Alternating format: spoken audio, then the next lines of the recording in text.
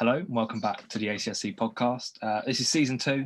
It's been a bit of a long break, not what we wanted to do, but personal lives getting away. Obviously, me and Adil being a bit personal. But for season 2, bringing in a new addition. Adil couldn't join us today, but our new member of the team, Warren, is here, and I'll let him introduce himself. Good evening. I'm Warren. Live in Oxfordshire, in Witney. I'm 31 and love football. Good. Like you see, he probably says a Liverpool fan. I've decided to bring another Liverpool person into the team. Don't know why, because I'm just going to get more hate coming my way. As you probably can tell with predictions, if you watched a few episodes ago, I decided to put Arsenal 4th this season.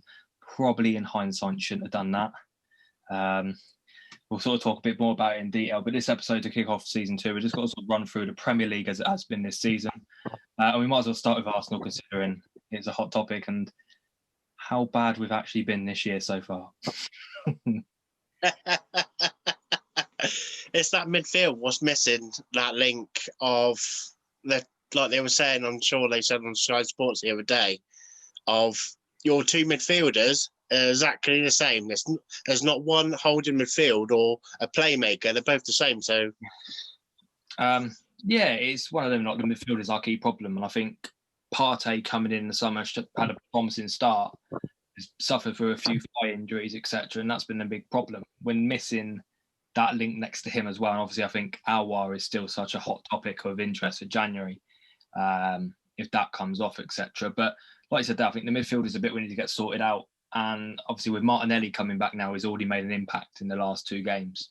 We've obviously got 2 results out of it.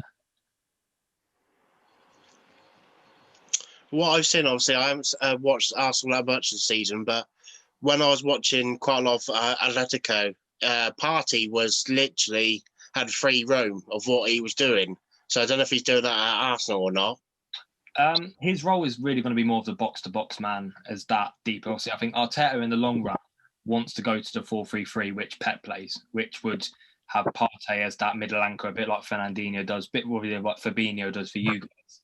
Yeah. That's what we want him to come in and do. But when he hasn't got the rest of the players around him, he can't do that yet.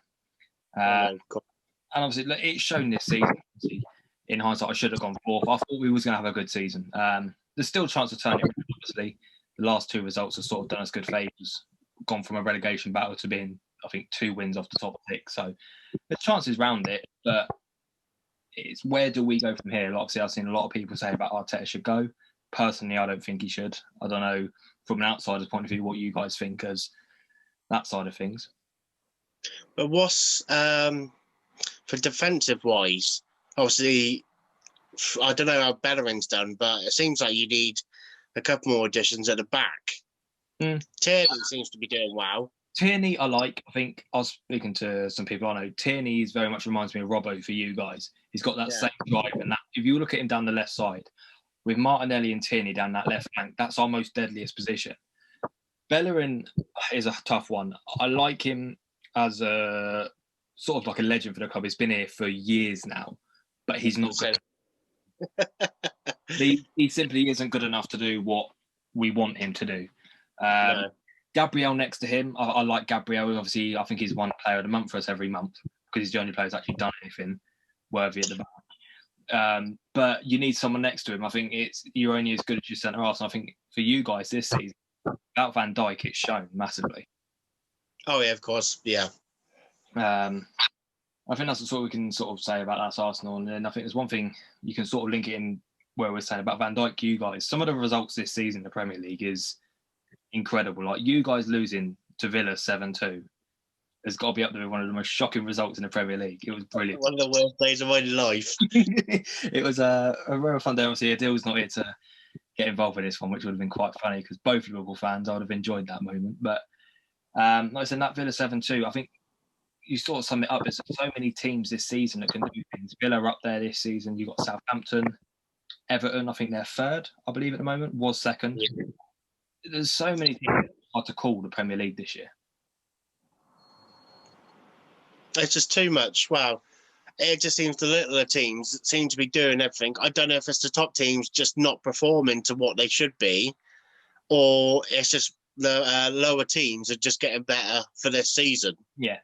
Well, I think as much as we had to say, the pandemic does take its toll. Obviously, there's no fans in the ground, which has its own dynamic coming into it. And that, I don't know how much of an impact that has on players at these big clubs, but it's shown this season that you guys, I think you guys thrive on having Anfield fully packed. It's like it's saying, obviously, it's always our 12th man. Exactly. And I think you're noticing that the teams like that, there's not that fear element anymore.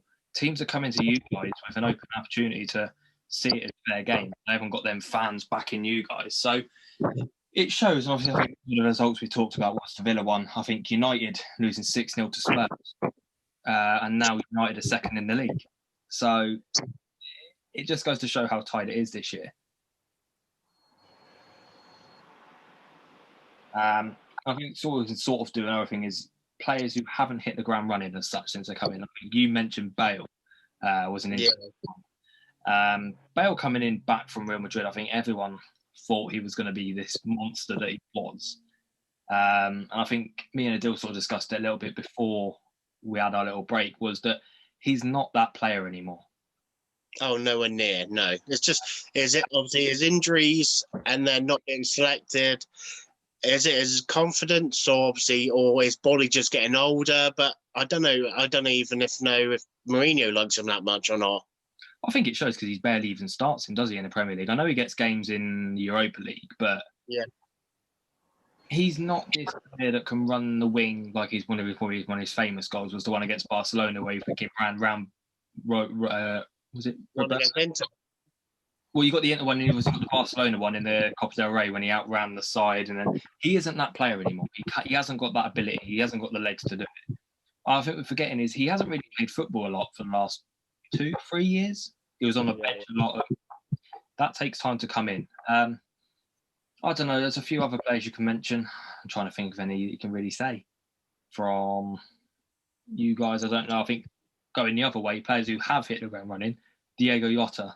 For you guys, been phenomenal. I think there's players like that. No one expected him to get into your lineup and start the way he has.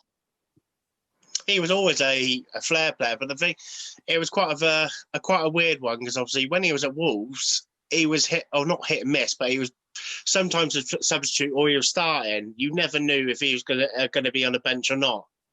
I think he was one of the guys that he got overshadowed a bit by the likes of Jimenez and Podence, etc. And they're like, he wasn't really the star man of their lineup, and he's done the job for you guys. And like, I think for a while there was a lot of talk about Bobby being dropped for him. Yeah. Which it's hard to say. It's just like you're going to say now with every Liverpool fan, they're always going to say Bobby Firmino because. It's just like it's the work he does that no one sees of linking Salah and Mane all the time. But then Jota's been doing exactly the same and putting goals to it. Unfortunately, Bobby's been having a bit of a drought. I know he scored last couple of games of that, but it just hasn't been happening for him for goal-wise. I think, like you said, there is the element that a lot of people don't underestimate what he can actually do. He is the link between Salah and Mane to let them do what they do. It's such you can obviously bring in the likes of Haaland, etc., which has been linked, but I don't know if you'll be as good going forward with someone like him playing there instead of Bobby. We've never. Wow, probably last big man was probably Crouch. Yeah, and he was Andy Carroll after. Oh yeah, of course, yeah. And who was the other one? Oh, that Voronin, but he was awful. Yeah. So, like I said, your dynamic works almost like a 4-3-3 false 9, having that forward type role, which I think it works well for you guys. And obviously, a lot of rumours to the likes of Salah that's not happy, etc. I don't know how true that is. I don't know if that's just. I think that's just hearsay. Wow, he seems happy enough. I think I did put it on Twitter the other day because someone did mention about him. Apparently, rumours that he wasn't happy, but he's like Klopp's got to do at the moment. Unfortunately, he's got to protect all those players as much as he can by taking them off early if he has to, so they don't get injured. Because obviously, you've seen the injury list of what we've had this season. It's on belief. Like just it amazes me the amount of injury you guys have, because we went through something similar a few seasons ago where literally every game one of our players was getting injured, and we tried to bring in so many medical staff to try and counteract this, but I just think it's down to bad timing half the time. And like you're saying, is you've got to protect them players. I think we're in a similar situation with Aubameyang. Aubameyang hasn't been firing, but is that due to the fact that he's had to play probably 60, 70 games in the last year because we've had no one to cover for him? He needs to be striker, he does, instead of left wing. What was it? We played him up front last night. Martinelli took that wide spot, and it is, to me, he just looks tired. He hasn't got enough in the legs. He needs a good 3-4 game break. Because how long has he been there for now? What was that? How long has he been at Arsenal now for? Because obviously when we bought him in January, didn't we? So I think this is his third season with us. Yeah, because when he was at Dortmund, you see him just that pure pace of it being dinked over the defence, or he's got the ball, he's just absolutely bombed it. Yeah, and I think going forward, I think he will play up front. It'll be him, and I think the middle three we're playing at the moment is strong with Martinelli on the left, Saka is probably playing on the right a little bit, and then you've got Smith Rowe, who I don't think Smith Rowe is the best footballer ever, but he's a workhorse. He's running up and down that pitch, providing that ability to allow the likes of Saka and to do what they want. And I think this season Saka has been better than he was last year. He's just... I did see him last night, absolutely bobbing down that wing. Like, he's quick. He is gonna... I'm worried that I don't think we'll be able to keep him for much longer. If we don't up our game, he'll move on to probably you guys or City or something like that, because he has got so much to be special. Probably Dortmund. They don't know English. They do, but they like bringing up players better. He's already at a level I can see him fitting into a world-class side. Yeah. Like, you look at Dortmund, they create players like Sancho got created. They've got Bellingham now to create. It's interesting, like the Sancho you mentioned in there, like his room would be you guys. But I was speaking to Adil the other day, and I was sort of saying, would you take him at the moment? This year, I don't think he's actually scored a goal in the Bundesliga.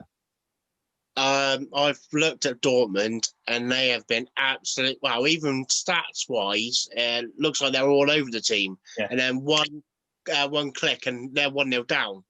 Yeah, I think one game they lost 6-2. Yeah, against Gardel, something like that. It was.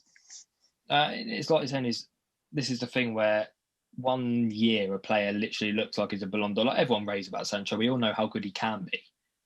But this is the thing where you probably took about 30-40 million off his price tag in half a season. Easily, yeah. And this is the difference, I think, between you guys. And I don't know if you'll go for him as a replacement for Salah. The thing is, if Salah does go, it's obviously going to be massive money. But I don't know where he'd go. Unless Madrid, but then who's their right wing for that? Well, they don't really have it'd be Rodrigo or that. It would be. Well, I think we've had this discussion many times in these episodes. I think you were an avid fan before, so you've seen what I'm talking about. Is see Sancho? I can't see him going back to City due to the fact that he left them in the first place. I think that relationship's gone. Obviously, United was touted massively in the summer, and they've become very close. But I don't think United's the right move for him. No. Well, obviously, you're just going to put Greenwood on the bench then, isn't he? Yeah. I think the player, like we're talking about clubs like these, United, I think will get Grealish, who I think has even stepped his game up even more this year. Without having Grealish, I don't think they'll be doing half as good as they are, because he is that main creator for them. Without Grealish, I'd probably put him on obviously not the quality, but leadership when it comes to like Hendo or Gerrard. That he's so vocal. Yeah, and obviously it was good to see him in an England shirt at last. Recently, obviously the games he had in the friendly, he was brilliant. He was the best player. He to me is a shoe-in for the England side. Yeah. There's many more we can keep going on about these players. I think we'll probably do an episode where we'll talk about 5 of our favourite players this season. But I did want to ask a question. Obviously, Adil would be like, and we'll get his ones tweeted, and I'll add them in somewhere on the screen. But we're going to do a top 4 prediction each of who we think will finish in the top 4 from the games. I've not got the best track record of this, so let's be honest, Arsenal are not going to be in my top 4 predictions this time. But we'll start with you. 4th. Who do you think? 4th? Yeah. Probably Chelsea. Okay. And any reasons why? They've obviously had a couple of bad results recently, but I think they've got a strengthened squad to start pushing again. I don't think they'll go for the title, nowhere near it. No, they're not good. Obviously, at the moment, they're 6th in the league. Yeah. I think I have seen a lot of things talking about Chelsea and Lampard and why he's not really under any pressure. And obviously, I can understand the English side of it, but Arteta has got a lot of stick himself recently, being a manager at the same level. And we're only 6 points off them. Obviously, we beat them 3-1. Is it unfair for Arteta to be getting as much stick as he has? Where Lampard spent how much in the summer? 100 and... It's always going to come down to money, innit? Obviously, there's Arteta. He can only do with what he's been given, and obviously, you know how tight your owners are. Well, shareholders. Yeah, and this is the thing to me is Arteta's been getting all this stick, which don't get me wrong, some of it is deserved, but like you said, he's working with what he's got, and he's getting the best out of it at the moment. Lampard brought in arguably one of the best strikers in the world in Werner, doing nothing this year. Havertz hasn't done anything. I've raved about him enough. I think he could be one of the top 3 players in the world. He still was. He's like 23, something like that. Exactly. And you look at the only good player sort of player that is playing for him is their keeper Mendy. I don't mind Thiago Silva this season, to be honest. He's done quite well at the back, to be fair to him, yeah. On their back forward, to be honest. Yeah. But this is the thing, is that's critics. But I think I'm going to go with Everton to come 4th. I think they're going to get in there. Didn't think about them, actually. Currently 4th in the league at the moment, but I think with Ancelotti as your manager, arguably probably one of the most acclaimed managers in the world. Yeah. I would take him at Arsenal any day of the week. He's got Calvert-Lewin firing, like he's freaking Kane V2 now. You got, obviously, James Rodriguez, I think, has been injured for a while, but when he was in the squad, he looked incredible. He was good.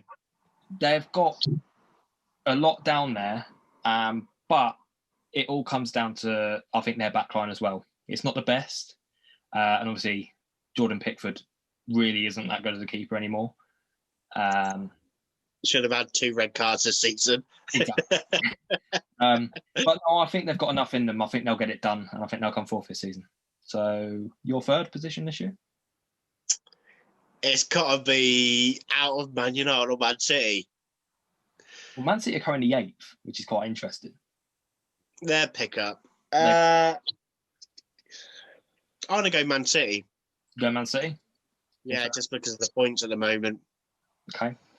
I think I will go the same with you. I think Man City will come 3rd this year. They've not had the best year, and I think another manager who hasn't got any criticism is Pep this year.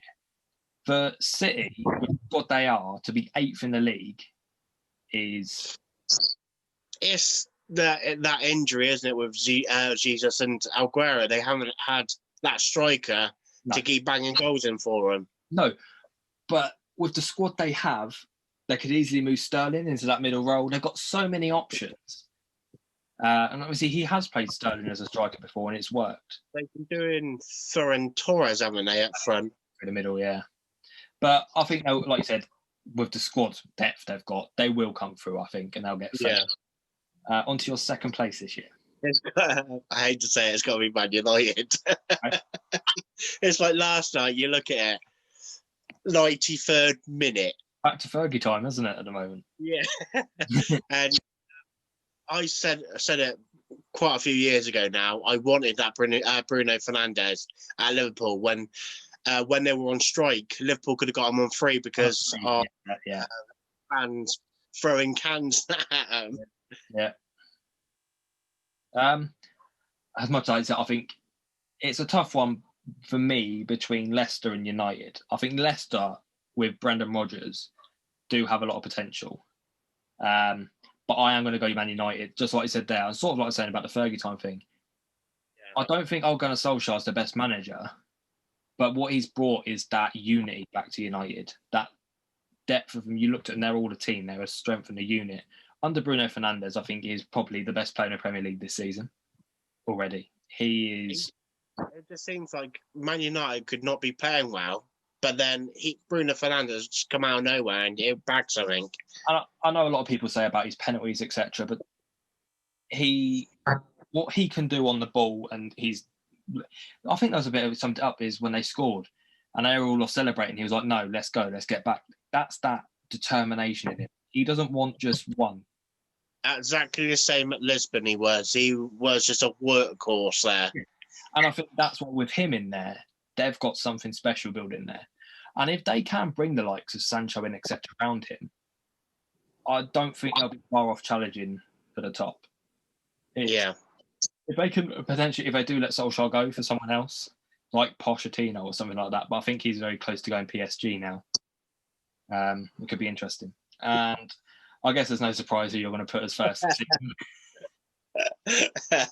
To be honest, I'm quite surprised with the situation we've had in injuries, and obviously like the result last week.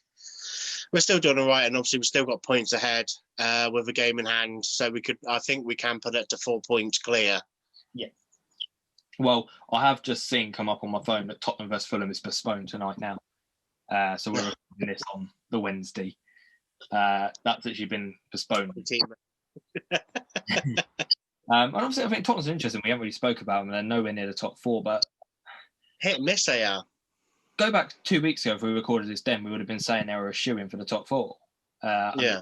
But they played, like I think we've spoke about it privately, etc., the most boring football, which is Mourinho's way. They literally stick 8 men behind the ball and hope for the best. And don't get me wrong, they did it. They did, and arguably they got the result done. They nearly got the job done. Yeah. But it's one of them, I think, like I said there. I think I agree with you there, Liverpool. I think, again, this season will get your title. I can't see any result. And like you said, the injuries you've had. No Van Dijk is a massive blow. Is it next year he's back? Will it be, or is it this season? I'm pretty sure he's light training at the moment. Okay.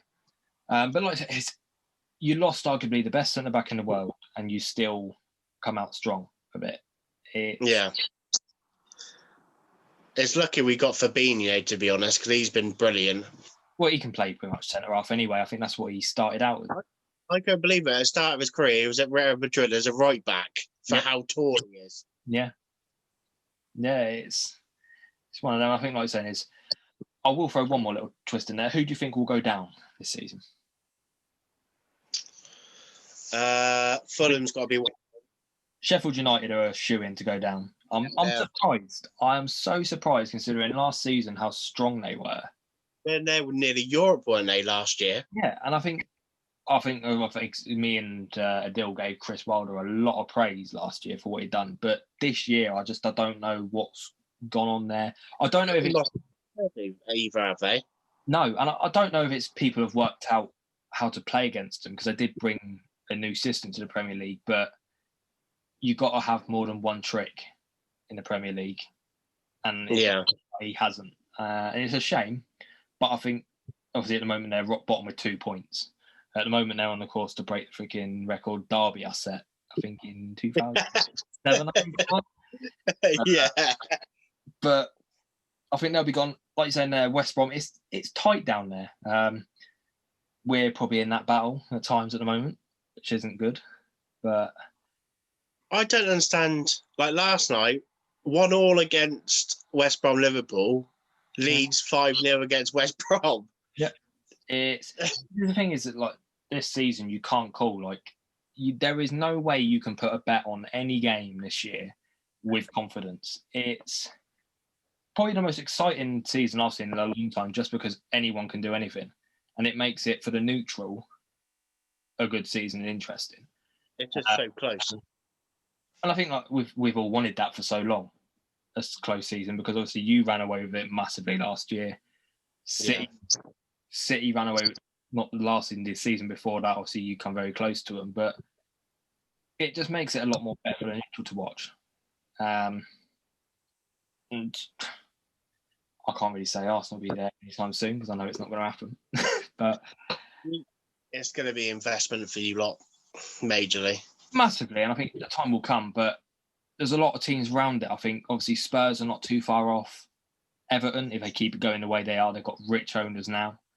If they keep investing, I think they'll be a team for the future. Leicester, obviously, they've just built a massive new training complex. So it shows they're going in the right direction of actually wanting to stay at the top. United, obviously, coming back again. There's so many teams that can make this an interesting for the next 5-10 years. Very true. Okay, well, I think that's a bit of a nice episode for season 1.